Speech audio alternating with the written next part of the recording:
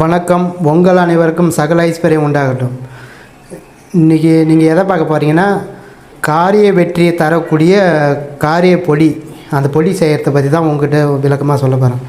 அந்த பொடி நீங்கள் வீட்டிலே எளிமையான முறையில் செஞ்சுக்கலாம். இந்த எல்லா காரியத்தையும் இது வெற்றிகரமாக நடத்தி கொடுக்கும். இந்த பொடி நெத்தியில் வச்சுன்னு போனால் நான் சொல்கிற மாரி செஞ்சிங்கன்னா உங்களுக்கு இந்த பொடியை வீட்டிலே தயார் பண்ணிக்கலாம். நீங்கள் என்ன பண்ணுறீங்க, மருதாணி தழை பறிச்சிக்கங்க. நல்லா ஒரு தேவையான அளவுக்கு இந்த அளவுக்கு பறித்து அதுவும் கூட அந்த மருதாணி இலை இருக்குது, இலையும் அந்த விரை இருக்குது இல்லையா, மருதாணி விரை, அந்த விரையும் வேணும். அந்த விரையும் பறித்து எடுத்துக்கங்க. இந்த இலை அந்த விரை இது எல்லாத்தையும் பறித்து ஒன்றா வச்சு என்ன பண்ணுறீங்க, நல்லா அரைச்சி எடுத்துக்கங்க. நல்லா நைஸாக ஒட்டை அரைச்சி எடுத்துக்கங்க. அரைச்சி அதை என்ன பண்ணுறீங்க, நல்லா பார்க்குறது கனமாக இருக்கணும். அரைக்கிறது ஒரு கையை இந்த அளவுக்கு உள்ளங்கை நல்லா மூடுற அளவுக்கு இந்த அளவுக்கு இருக்கணும். அந்த அளவுக்கு அரைச்சி எடுத்துங்க. மருதாணி நல்லா ஒட்டை நல்லா நைப்பாக அரைச்சிருங்க. அதில் எதுவுமே கலக்கக்கூடாது, வேறு எதுவும் போடக்கூடாது.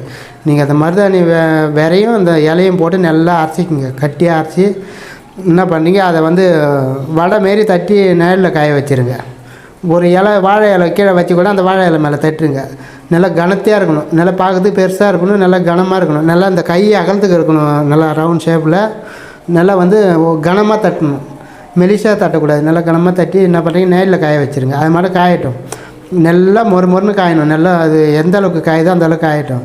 அது காஞ்சி முடிஞ்சதுக்கப்புறம் என்ன பண்ணுறீங்க, நீங்கள் வீட்டில் படைக்கும் போது சாமி கும்பிடும்போது என்ன பண்ணுறீங்க, இந்த மருதாணியை தட்டி வடை தட்டி காய வச்சுக்கிறீங்களே அடை மாரியா, இதில் தாம்பல் தட்டில் வச்சு இது மேலே கற்பூரத்தை கொளுத்தி நீங்கள் சாமிக்கு தீபாரதனை காமிக்கணும். சாமி படைக்கிறீங்களே வெள்ளிக்கிழமை செவ்வாய்க்கிழமை அந்த டைமில் இதில் காமிக்கணும். இல்லை நீங்கள் தொடர்ந்தும் காட்டலாம்.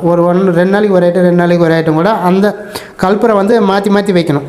இந்த வேலை கறி எரிஞ்சு போன மாரி இருக்குது இல்லையா, அதை விட்டுட்டு தள்ளி வச்சு மறுபடியும் தீபாரதனை காமிக்கணும். அதே போல் அது பூரா அது போல் கற்பூரத்தால் எரிய வச்சு அதை அந்த வேவற மாரி ஆகணும். ரொம்ப வேவாது, கொஞ்சம் கருப்பாக இருக்கும். அது அந்த கற்பூரம் எரிஞ்ச உடம்புற கறி மாரி ஆகிடும். அதுபோல் அது பூராத்தையும் ஆகிட்டு அதை என்ன பண்ணுறீங்க, சுரண்டி ஒரு ஏனத்தில் வச்சுக்கிங்க. வச்சிக்கின்னு நீங்கள் என்ன பண்ணுறீங்க, எப்போல்லாம் வெளியில் போகிறீங்களோ அந்த ரவுண்டு அந்த பொடி எடுத்து நெத்தியில் இட்டுக்குன்னு போனீங்கன்னா உங்களுக்கு காரிய வெற்றி தரும். நீங்கள் எந்த காரியமாக போகிறீங்களோ அந்த காரியம் வெற்றிகரமாக நடக்கும்.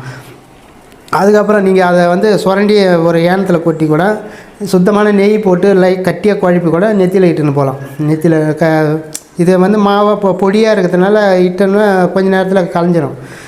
நீங்கள் அதை நெய் ஊற்றி குழப்பி நீங்கள் நெத்தியில் வச்சுக்கினீங்கன்னா உங்களுக்கு ரொம்ப நேரம் இருக்கும். அது ஒரு நாள் பூரா கூட இருக்கும். அந்த மையாக குழச்சி வைக்கிற மாரி நீங்கள் பொடியாகவும் வச்சுக்கலாம். அந்த பொடி மாரி அப்படியே அதை சுரண்டி நீங்கள் நெத்தியில் வச்சுக்கலாம். வச்சுன்னு போனால் உங்களுக்கு நீங்கள் போகிற காரியம் வெற்றியை கொடுக்கும். அதான் காரிய வெற்றி தரக்கூடிய பொடி. இதை மையாவும் பயன்படுத்திக்கலாம். நீங்கள் நெய் போட்டு குழப்பினீங்கன்னா மையாக மாறிடும். நீங்கள் அப்படியே அந்த பொடியை சுரண்டி வச்சுன்னு கூட நீங்கள் இப்போ ஒரு ஏனத்தில் கொட்டி வச்சுன்னு கூட இப்போ டெய்லி இட்டுக்கலாம். எந்த காரியமாக வெளியே போகிறீங்களோ, யாரை பார்க்க போகிறீங்களோ, எல்லாம் எந்த விஷயமாக பார்க்க போகிறீங்களோ அந்த விஷயத்துக்கு நீங்கள் வச்சுன்னு போனீங்கன்னா உங்களுக்கு வெற்றியை கொடுக்கும். இது ஒரு எளிமையான பரிகாரம் தான்.